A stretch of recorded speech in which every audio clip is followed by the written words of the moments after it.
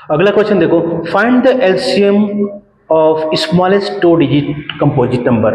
Composite number, composite number starting तो होती है 4 से, कंपोजिट नंबर स्टार्टिंग होती है 4 से, लेकिन 2 डिजिट का कंपोजिट नंबर, 2 डिजिट का कंपोजिट नंबर स्टार्ट होता है 10 से, ठीक है।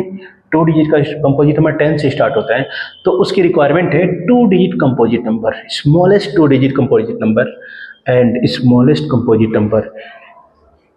2 डिजिट कंपोजिट नंबर, 2 डिजिट का 2 digit composite number smallest 2 digit composite number क्या है? 10 है। और smallest composite number, smallest composite number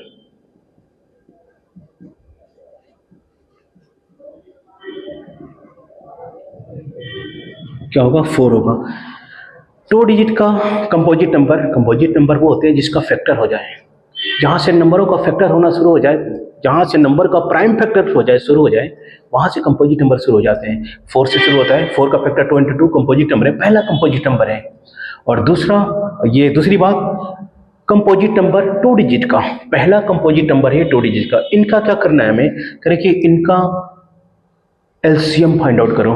तो सबसे मेन बात तो ये पता करना था, ये इसमें मिस्टेक्स नहीं होनी चाहिए थी कि स्मॉलेस्ट 2 डिजिट का कंपोजिट नंबर होता क्या है, स्मॉलेस्ट कंपोजिट नंबर क्या होता है, ये पता होना चाहिए, तभी ये क्वेश्चन सॉल्व कर पाओगे।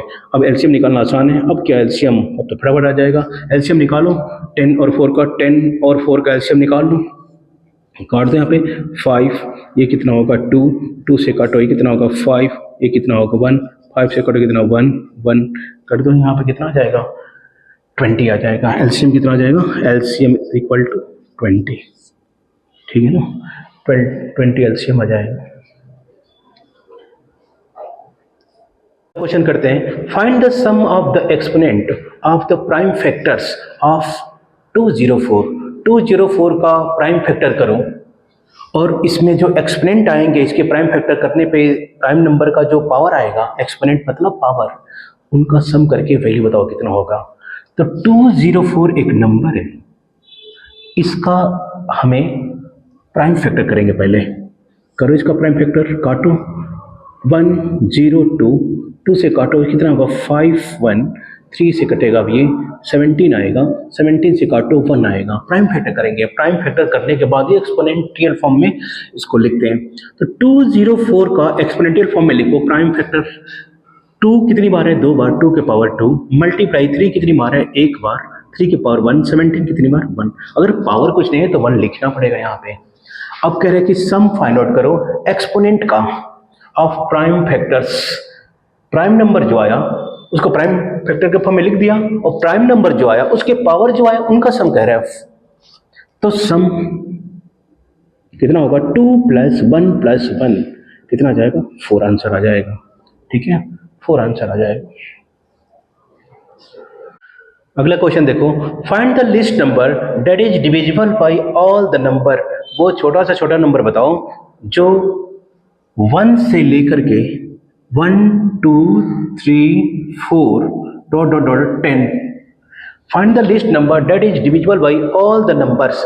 जो एक ऐसा नंबर फाइंड आउट करना है जो 1 से भी डिवाइड हो, 2 से भी डिवाइड हो, 3 से भी डिवाइड हो, 4 से भी डिवाइड हो, 5 से भी डिवाइड हो, 1 से लेकर 10 तक सारे नंबरों से डिवाइड हो। तो इनसे डिवाइड होने वाला नंबर इनसे बड़ा होगा तभी तो उस नंबर को डिवाइड करेंगे। तो इनका क्या करो? एलसीएम निकालो।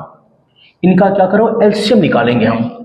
इनका एलसीएम निकालते हैं। तो एलसीएम निकालेंगे ऐसे, प्राइम फैक्टर करोगे, एक्सपोनेंशियल फॉर्म में निकाल के करना होगा। 1 का फैक्टर 1 ऐसे करना। 2 का फैक्टर क्या होगा? 2 होगा। 3 का फैक्टर क्या होगा? 3। 4 का फैक्टर क्या होगा? 2 के पावर 2 ऐसे लिखो एक्सपोनेंशियल फॉर्म में फटाफट। 5 का फैक्टर क्या होगा? 5। 6 का फैक्टर 2 × 3।